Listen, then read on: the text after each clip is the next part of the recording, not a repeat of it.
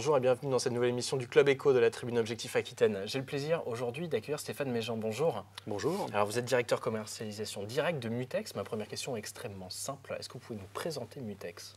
Bien, Mutex est une société d'assurance à capitaux exclusivement mutualistes qui a été créée il y a quelques années pour répondre notamment aux objectifs et aux contraintes fixées par les directives assurances et aux règles prudentielles.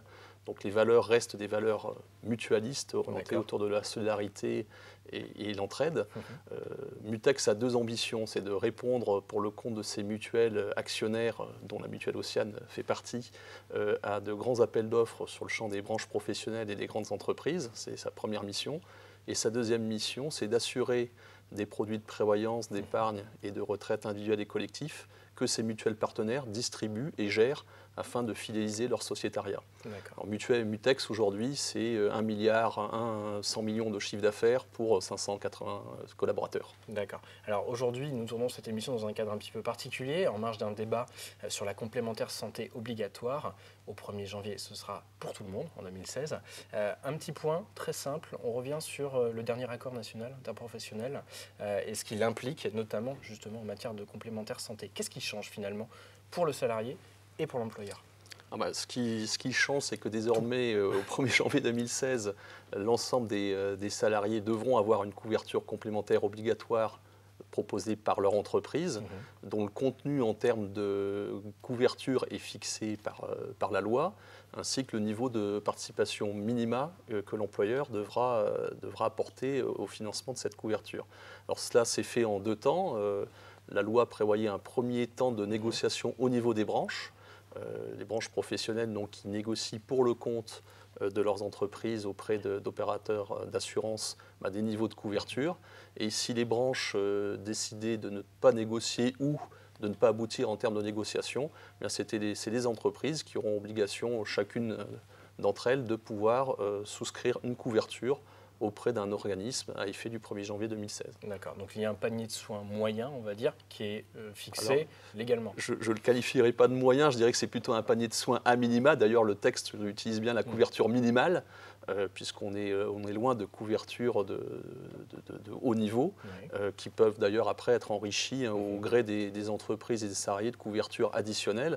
Donc on est plutôt sur un socle de base, et ensuite libre à l'entreprise de négocier ou de compléter pour ses salariés le niveau de garantie souhaité. D'accord. Une des questions que beaucoup de monde se pose, c'est qui paye ? Alors, en l'occurrence, c'est un cofinancement puisqu'on est dans une couverture de nature obligatoire. Donc, en la matière, l'employeur devra prendre en charge à minima 50% de la couverture fixée par le texte, donc la couverture du panier de soins, et le salarié aura, lui, à financer le complément, étant entendu que la couverture des ayants droit n'est pas fixée par les textes. Là, on parle vraiment de la couverture du seul salarié. Donc, s'il s'agit de rajouter son conjoint, concubin et puis ayant droit, là, ça sera un complément de cotisation dont on peut penser qu'il sera à charge exclusive du salarié. D'accord.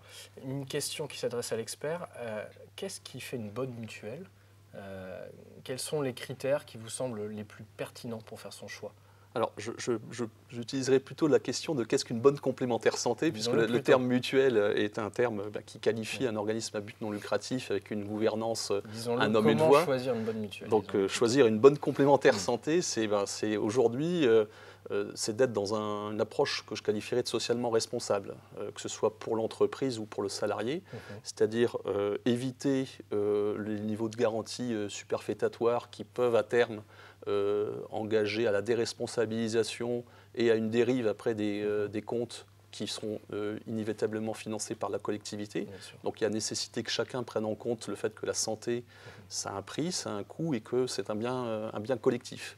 Il faut bien sûr être vigilant à pouvoir avoir des offres qui restent néanmoins répondre à l'objectif de l'accès aux soins, c'est-à-dire ne pas permettre d'avoir des niveaux de reste à charge qui pourraient être bloquants pour l'assurer dans le cadre d'une hospitalisation ou d'un acte dentaire important. Donc il faut trouver un curseur intelligent entre la barrière à l'accès aux soins et puis le déresponsabilisant. Et là, en ce sens, les mutuelles permettent, avec leurs experts, de pouvoir construire des offres qui, justement, permettent de répondre à cet objectif. Stéphane Méjean, merci beaucoup. Je vous en prie. Merci à vous d'avoir suivi cette émission. Rendez-vous très vite à nouveau pour le Club Éco. Passez une excellente journée. Au revoir.